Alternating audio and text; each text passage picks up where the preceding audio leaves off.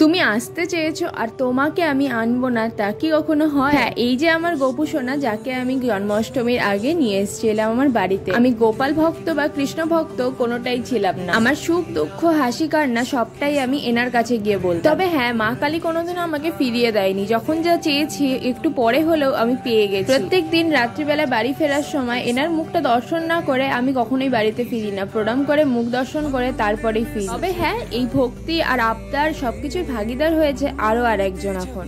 আর ওকে নিতে গিয়ে আমার মুখের হাসিটা দেখো, হাসি আর এক্সাইটমেন্ট কোনোটাই ধরছে না। ওকে বাড়িতে নিয়ে আসা মাত্রই পরের দিনে আমি হাতিবাগান যাই ওর সাজসজ্জা নেওয়ার জন্য। মানে ওর ওপর ভক্তিটা আমার একদিনে হয়নি, বা সোশ্যাল মিডিয়াতে ভিডিও দেখা এসব কিছু থেকে ভালো লাগা সেটাও নয়, হয়েছে এই যে এনাদের দুজনের জন্য। এই দুই গপু হচ্ছে আমার দিদি। আসলে আমার কলেজের লাস্ট ইয়ারটা বলতে পারো ওদের বাড়ি থেকে কেটেছে। আর প্রত্যেক দিনই যখন আমি সকালবেলা উঠতাম তখন দেখতাম দুই গপুর আরতি করছে আমার দিদি, আর ওদের মুখ দেখেই আমার ঘুম ভাঙতো। আর এছাড়াও অনেকবার এই বড় গপুকে আমার দিদি আমাদের বাড়িতে রেখে গেছে, তো যখন নিয়ে যেত তখন সিংহাসনটা না বড্ড ফাঁকা ফাঁকা লাগতো। আর ভাইফোঁটার সময় আমি ছোট গপুকে বলেছিলাম যে তোর দাদাকে এনে দেবো খুব তাড়াতাড়ি। জন্মাষ্টমীর আগে এমনিতেও আমি বলেছিলাম যে আমি ওকে আমাদের বাড়িতে নিয়ে আসবো, কিন্তু একটা কারণের জন্য ভেবেছিলাম যে না, এই জন্মাষ্টমী না, বেশ কিছুদিন পরে, নয় হোলির আগে, না হয় এর পরের বছর জন্মাষ্টমীতে ওকে নিয়ে আসা হবে।